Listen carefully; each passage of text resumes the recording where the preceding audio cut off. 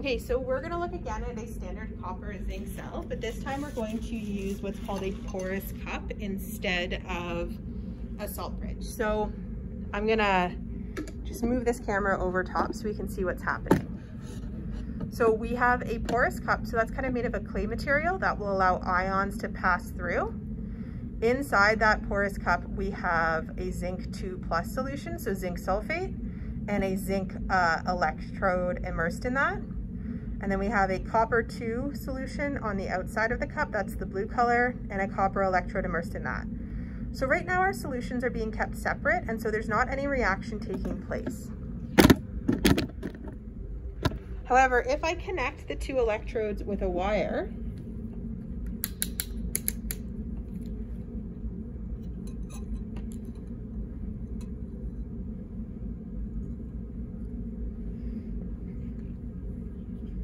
I'm getting, again, 1.1 volts of energy.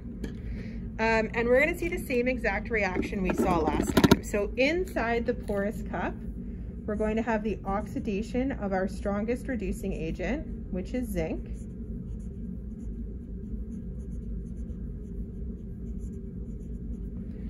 And on the outside of the porous cup, we're going to have the reduction of our copper 2 ions.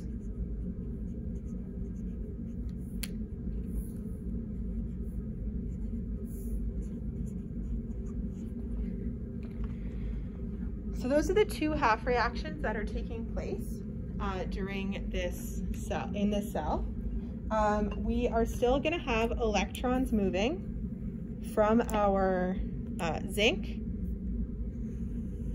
through the wire to our copper. In order to balance out those electron charges, we're going to have ions moving within the solution.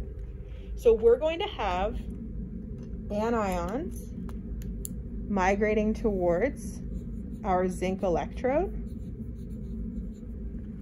So the anions are going to be the spectator ions in solution. In this case, we're using sulfates. So we have a copper sulfate solution and a zinc sulfate solution. And so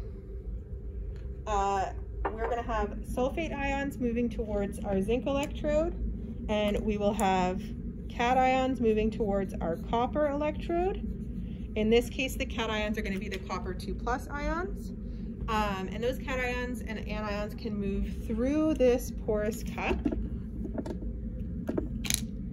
So we can have ion migration back and forth between the cup without actually seeing evidence of solutions mixing. And if we look at this, we can again see that the zinc electrode is being oxidized. And again, not much evidence on copper yet, but if we were to leave this for a really long time, we would see that copper solution get a lot lighter and that copper electrode get heavier and gain mass.